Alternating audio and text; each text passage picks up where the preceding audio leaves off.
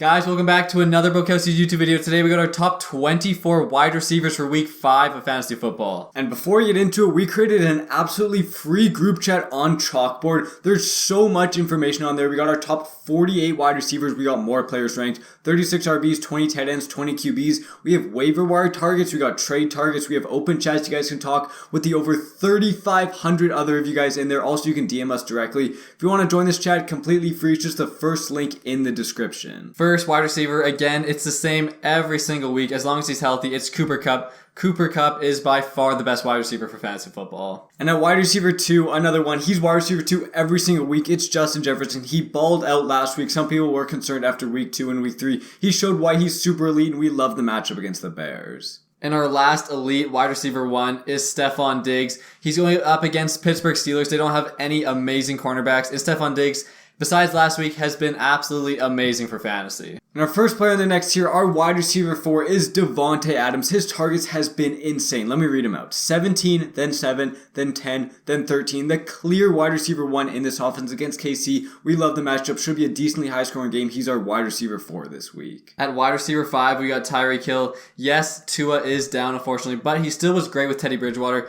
Tyreek has been insane this year. Pretty good matchup against the Jets. Kind of funny, the two teams that were trying to get him in the offseason, Jets and Miami. But yeah, he should have a great game. Love Tyreek as a wide receiver 5. And next, our wide receiver 6 this week is Jamar Chase. Again, he's been a little disappointed, but we love the matchup against the Ravens. Last year, the 2 games he versed them, 19.5 points and over 34 fantasy points. We think he regains that number 1 wide receiver role in Cincinnati. Love the matchup. And at wide receiver 7 is Deebo Samuel. Deebo went off as we predicted against the Rams. He always plays the Rams super well. Looked amazing Monday night, and this matchup against the Panthers should be solid as well. Yes, the Panthers have a pretty good defense, but Deebo has been looking amazing. They aren't using Kittle a ton. Ayuk isn't being super utilized. It's mainly the Deebo show in San Francisco right now. And next, our last player in wide receiver 1, we have Mike Evans. He balled out last week, over 30 fantasy points. This week against Atlanta, they do not have a great defense. Tom Brady's going to throw a lot of yards. Mike Evans is that clear wide receiver 1 in Tampa Bay. And next up in the next tier, another player on the Bengals, T. Higgins. He, again, like Jamar Chase, balled out against the Baltimore last year. Had one game over 40 points, I believe. He was absolutely amazing. Again, this matchup is great. There's going to be tons of points in this game. Love the upside for both Chase and T. Higgins. And our next borderline wide receiver 1 is A.J. Brown. He's the clear wide receiver 1 for the Eagles. Last week he did put up 14.5 points, but it was a rain game. Hurts didn't throw a lot. He's averaging close to 20 points per game, getting a ton of targets. This week against Arizona could be a high-scoring game. We love A.J. Brown this week. And at wide receiver 11, we got Amon-Ra St. Brown. Yes, this is assuming he does play. It's not guaranteed at this point in time. But Amon-Ra this season, when on the field, has been absolutely phenomenal. One of the elite wide receivers for fantasy. Yeah, and if he plays, definitely a wide receiver 1. In our last wide receiver 1, we got CeeDee Lamb. After 2 weeks, everyone was panicking on this guy. We still were kept in with it. We were saying he's still a top 12 wide receiver, and he has delivered. The last 2 weeks, over 21 fantasy points. Yes, he has a tough matchup against the Rams, but CeeDee Lamb, clear wide receiver 1 in this offense, and we do like him for week 5. First wide receiver in the next tier, elite wide receiver 2, is Mike Williams. Keenan Allen has not played the last few weeks. We are assuming Keenan does play this week again. Nothing's guaranteed, but Mike Williams has been balling. Great game last week. I believe it was 19 fantasy points against the Browns. Browns don't have the best defense, but also not the worst. Solid matchup. He's an elite wide receiver 2 this week. And next up in this list, we got Michael Pittman. Again, he was very disappointing last week. Only 6.1 fantasy points. The Colts threw a lot to their tight ends, but on Thursday night against the Broncos, there's a high chance Jonathan Taylor doesn't play. With or without Jonathan Taylor, Michael Pittman should get more targets. He's the clear wide receiver 1 in this offense, and he is an elite wide receiver 2 on our rankings. And the last player in elite wide receiver 2 is Hollywood Brown. Hollywood Brown has been feasting these last 2 weeks. Right now without D-Hop, clear Cardinals wide receiver 1. He's been getting force-fed targets. Upside is super high every single week. Matchup is not great against the Eagles, but he still has high upside. And first player in the next tier, we have Jalen Waddle. Jalen Waddle was disappointing on Thursday night. Again, he was limited going into the game, so I don't know how much we can use it. But Teddy Bridgewater clearly liked Tyreek Hill more. Waddle only had 5 targets, 2 catches, only 5.9 fantasy points. I think he will get better. Has a very nice matchup against the Jets, but he is lower on our rankings now with Teddy in the lineup. Next up at wide receiver 17 is Chris Godwin.